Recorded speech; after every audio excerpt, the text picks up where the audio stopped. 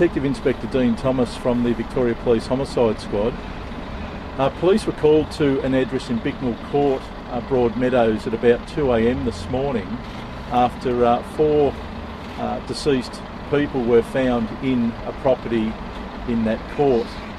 Homicide Squad investigators have turned out to this scene, and we are working closely with local detectives from Broadmeadows to determine what exactly has occurred here at the address and to determine what has caused the death of these 4 people. We have 3 males deceased and a female have been found in the property.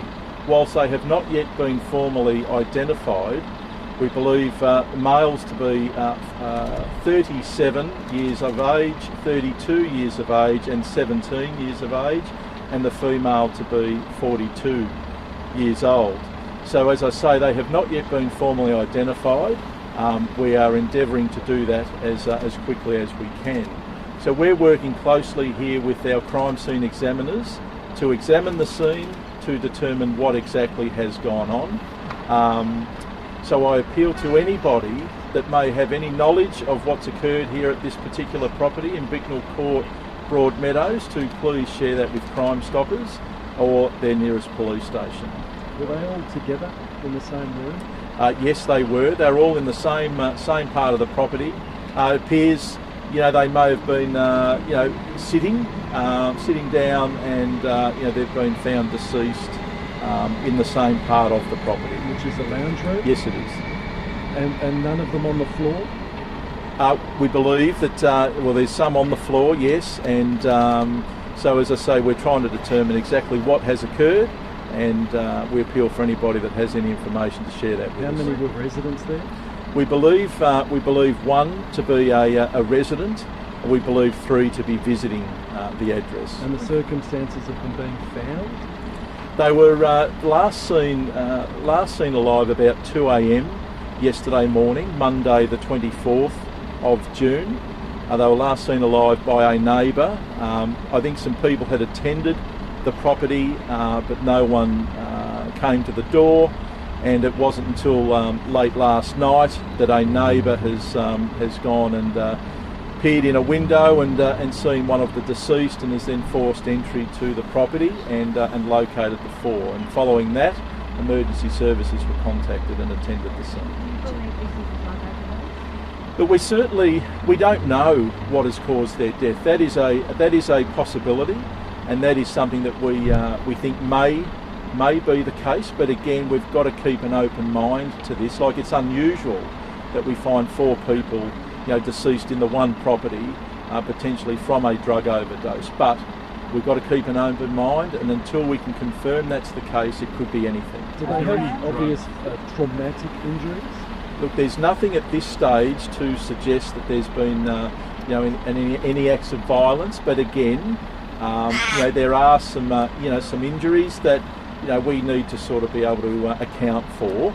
But at this stage, we don't believe that there's been any form of violence in the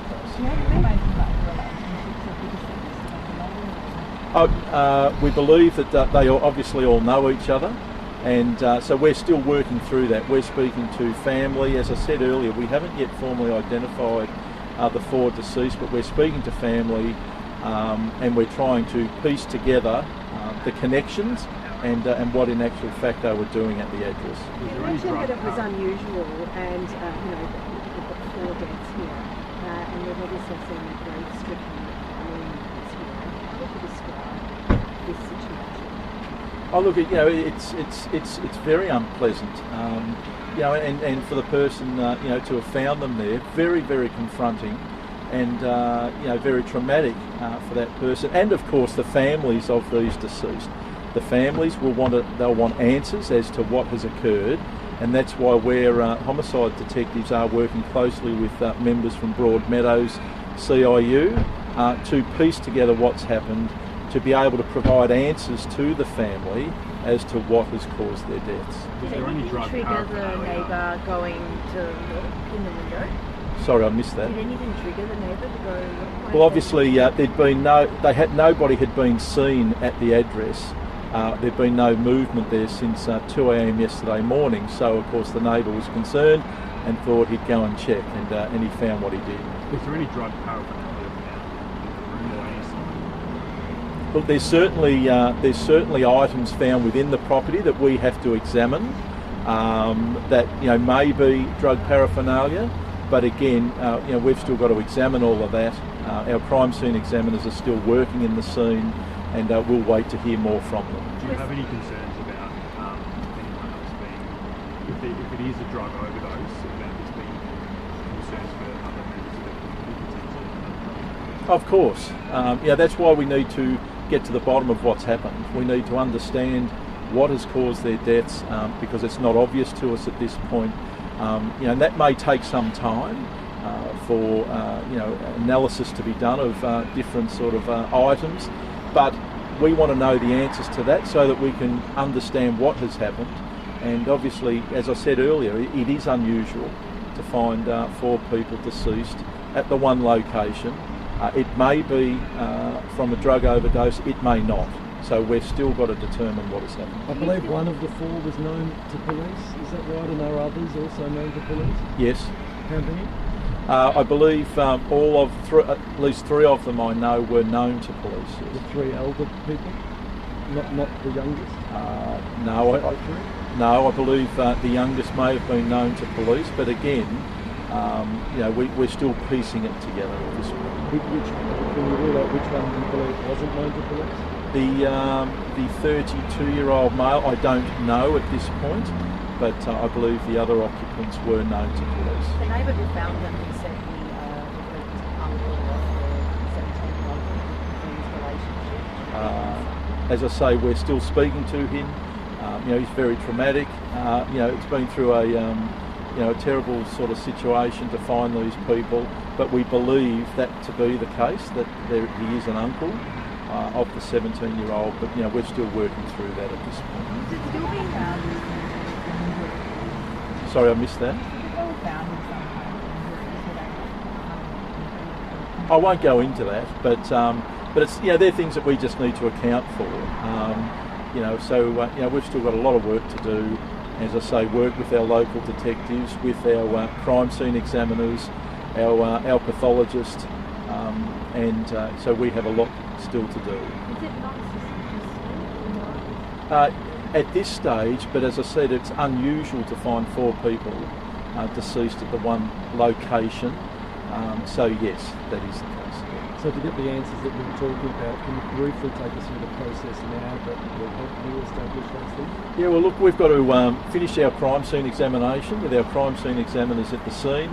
Items that are located within the property need to be taken away, examined and analysed. Post-mortem examinations will need to be conducted of the deceased, to determine, what has caused their death. But as I said earlier, there is nothing obvious at this point to say, well, this is the cause of death. So, further work needs to be done, and analysis, examinations need to occur. That process could take days, obviously. Yes. It could take days. It can take months for that to occur. There's been a number of deaths involving detention that have been overseas but now here. Are you going to be looking into that? Well, that's certainly something that we're mindful of. As I said, we need to examine items found at the scene, but it is something that we're certainly aware of and we will keep in our mind. But I cannot sort of say definitively one way or the other whether that's involved. And again, we keep an open mind as to what the cause of death is at this stage. No, that's again something that we need to be mindful of, and examinations and testings will be done, but we cannot rule that out. But we cannot say that that is the cause either. We're very open to what has occurred here, and we need to remain that way until all our examinations and testings are done. Thank you. Thank you.